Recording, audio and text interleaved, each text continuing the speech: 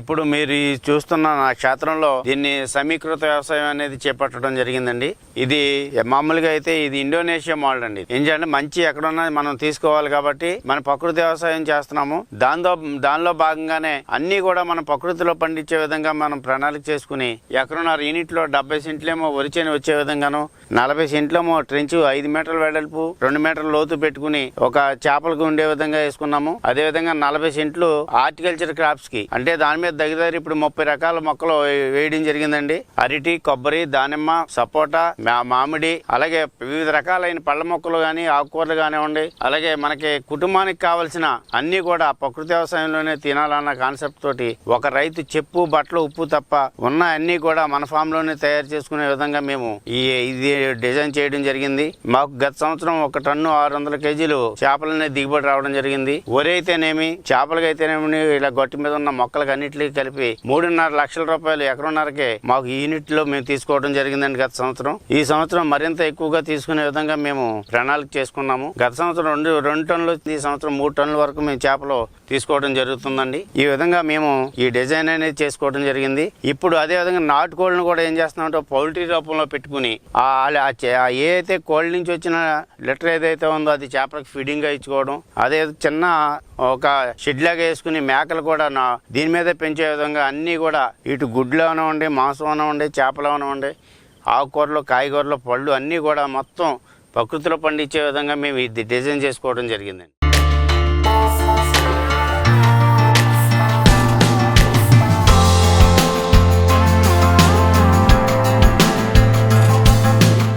ఇప్పుడు నేను ఇందులో 4 రకాల చేపలు వేయడం జరిగిందండి. కింద లేయర్లో కొరమేను ఉంటుంది, శీలావతి, కట్ల, అలాగే రూప్చంద్ కూడా వేయడం జరిగింది. రూప్చంద్ ఏంటంటే ఇది సముద్రపు చేప. మాకు ఈ లోకల్లో కూడానేమో తెల్ల చేపలు, కొరమేన్లు వెళ్తాయండి. ఇదేమవుతుందంటే తర్వాత మనకి ఎక్కువ డాల్ఫిన్ వాటర్ వచ్చి తీసుకెళ్లిపోతారండి. ఇది చూడండి మీరు, ఇప్పుడు దగ్గర కేజీన్నర, 2 కేజీలు, 2.5 కేజీలు కూడా ఒక్కొక్క చేప ఉండడం జరిగింది. మీరు ఇప్పుడు చూడండి, చేపలు కూడా చూడొచ్చు. ఇది చూడండి, ఈ మేత అంతా కూడా మేము సొంతంగానే మేము తయారు చేయించుకుంటామండి.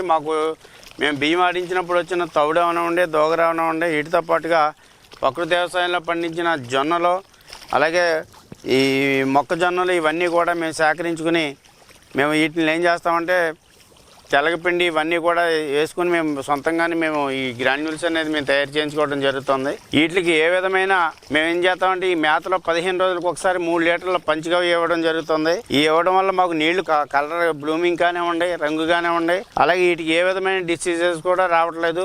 3000 వేసామంటే 3000 చేపలు మాకు రావడం జరుగుతుంది. మనకి దీనిలో గొప్పతనం ఏంటంటే మన ప్రకృతి వ్యవసాయం చేయడం వల్ల ఇది ఘనజీవామృతం వేస్తున్నాము, ద్రవజీవామృతం వేస్తున్నాము. వీటికి ఏ విధమైన పెయిన్ కానీ ఏమీ రావట్లేదు. పైగా మీ చేపలు తిన్న వాళ్ళందరూ కూడా ఏమంటే బయట చేపలు తింటే గ్యాస్ వస్తుంది, ఈ మాత్రం గ్యాస్ ట్రబుల్ కూడా లేదు, మాకు చాలా బాగుంది, మంచి ఫుడ్ ఇస్తున్నారని చెప్పి చాలా హ్యాపీ ఫీల్ అవుతున్నారని మా కస్టమర్లు అందరూ కూడా. బయట 150 రూపాయలు ఉంటే మేము 180 రూపాయలు ఆ రేంజ్లో మేము అమ్ముతున్నాం. ప్రజెంట్ తెల్ల చేపలు బయట మార్కెట్ 120, 130 ఉంటే మేము 160, 170కి అమ్మడం jరుగుతుంది. ఈ రూప్చంద్ కూడా ఏం చేస్తున్నామంటే డాల్ఫిన్ వాటర్లో వచ్చి ఒకేసారి వచ్చి పట్టుకెళ్ళడం జరుగుతుందండి.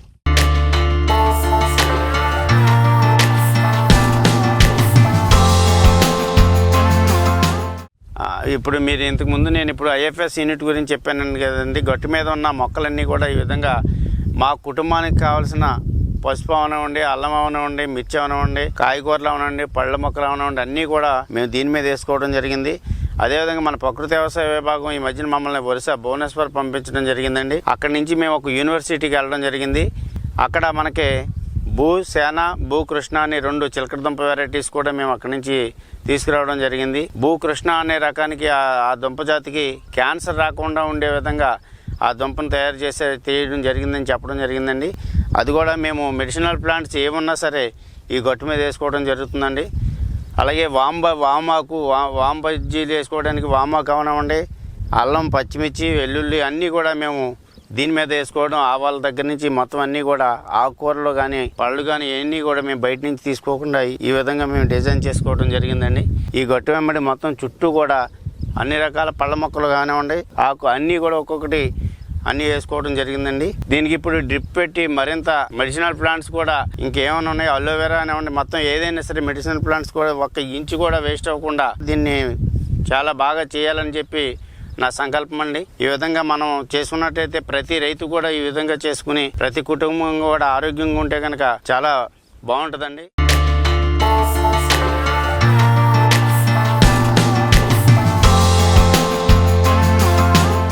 ఇప్పుడు మన ఈ క్షేత్రంలో చేపట్టే కార్యక్రమాల్లో చీడపీడల నివారణకు అవనివ్వండి, అలాగే భూమి బలానికి అవనివ్వండి, అవన్నీ వాడే అన్నీ కూడా మేము ఇన్పుట్స్గా మేము ఇక్కడ ఈ రూమ్ని స్టోరేజ్ కోసం ఈ రూమ్ ఏర్పాటు చేసుకోవడం జరిగింది. దీనిలో మనకి ఉలవపిండి అలాగే సేంద్రీయ బెల్లం కూడా గోశాల క్షేత్రంలోనే పండించిన బెల్లమే మేము జీవామృతంలోనికి ఘనజీవామృతాన్ని కూడా వాడడం జరుగుతుంది. అదేవిధంగా ఉలవ చేనికి ఎవరు మందు కొట్టరు కాబట్టి మేము ఉలవపిండి మాత్రమే మేము జీవామృతంలోనికి కలుపుకోవడానికి మేము ఉలవపిండి మాత్రమే ఆడించుకోవడం జరుగుతుంది.